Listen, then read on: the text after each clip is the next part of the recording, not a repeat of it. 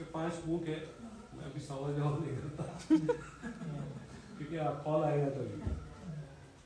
और गायत्री ही देती है ये 5 तत्वों को, तब ये चलते हैं एनर्जी, उसके देने से सब चल रहा है। इसलिए गायत्री इज द पावरफुल, क्योंकि वो देती है तब सनराइज होता है, तब पानी चलता है, तब वायु आता है, तब अग्नि चलता है, एवरीथिंग।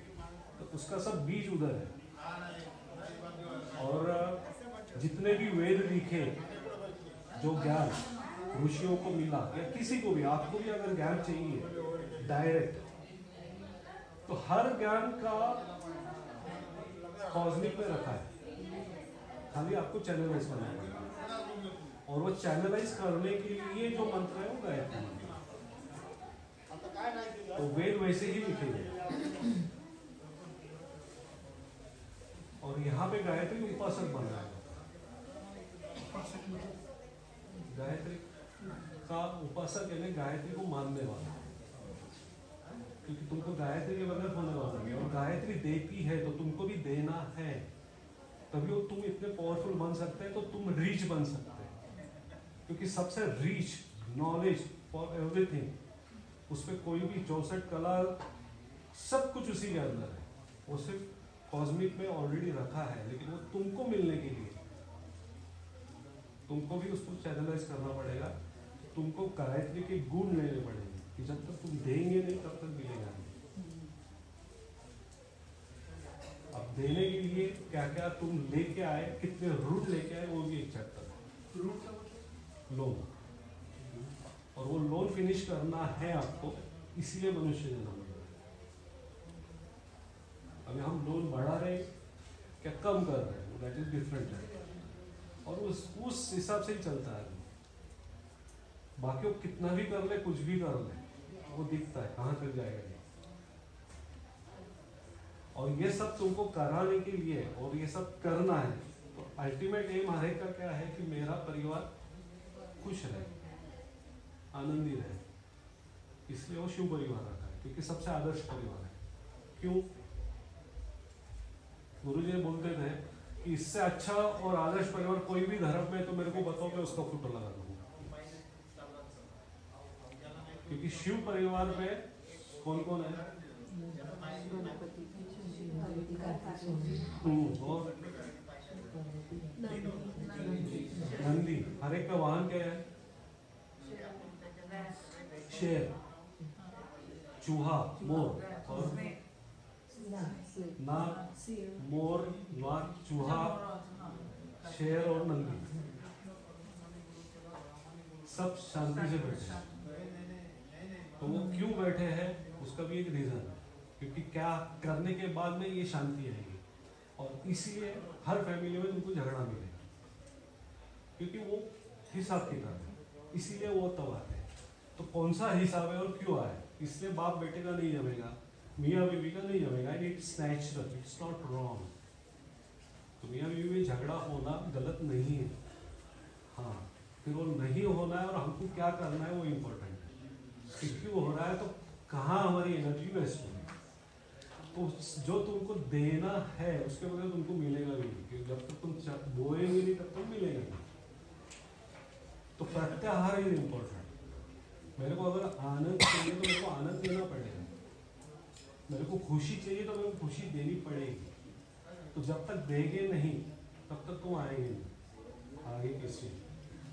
इसलिए वो प्रत्याहार। प्रत्याहार के बाद में आती धारणा।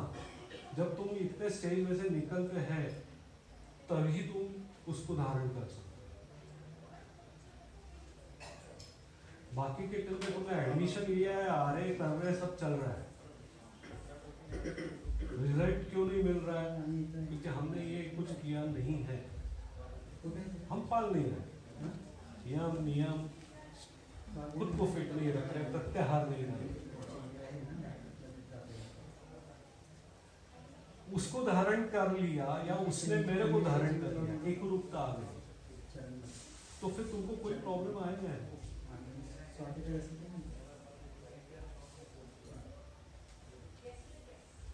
फिर मेरा ध्यान लगा,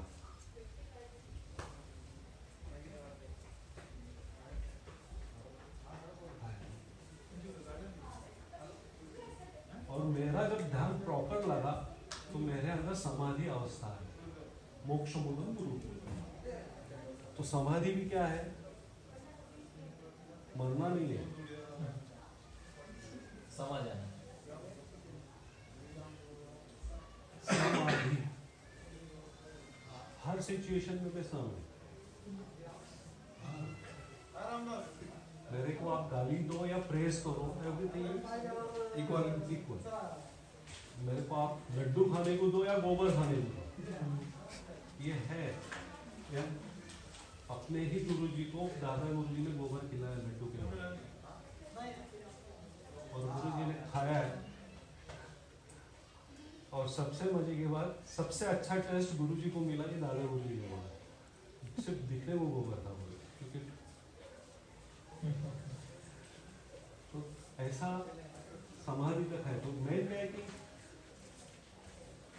सार ये आता है कि ईगो को निकालना। हम सांस खुद लेते नहीं, छोड़ते नहीं। हम पैदा खुद हुए क्या?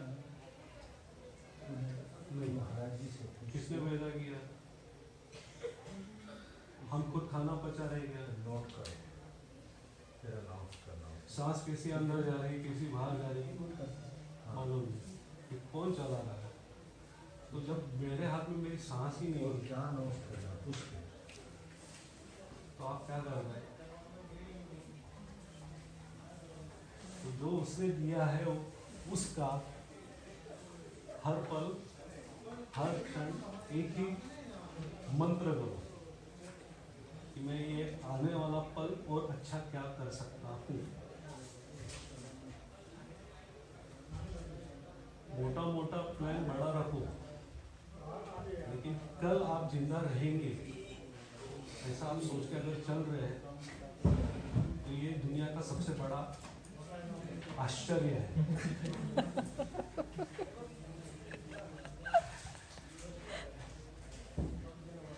तो अभी जो पल मिला उसमें मैं कैसे करूं? झगड़ा करूं, दुखी रहूं, या कुछ अच्छा करूं और खुश रहूं?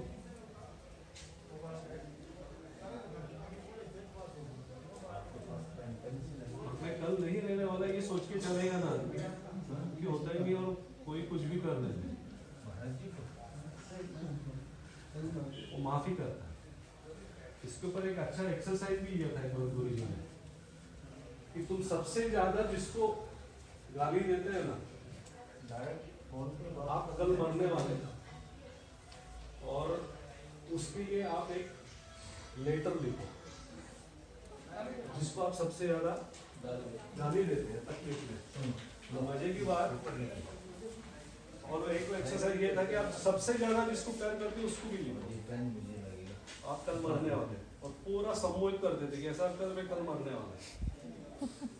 तो जो जिसको प्यार कर रहे हैं ना, वो लेटर 2-4 सेंटेंस में खत्म हो जाता है, और जिसको गाली देते हैं ना उसको पूरा 2 फुल स्टेप लिखता है, क्योंकि उसका ऑब्जर्वेशन सबसे ज्यादा अकेला रहता है। तो सबसे ज्यादा प्यार तो उसी को कर रहे हैं।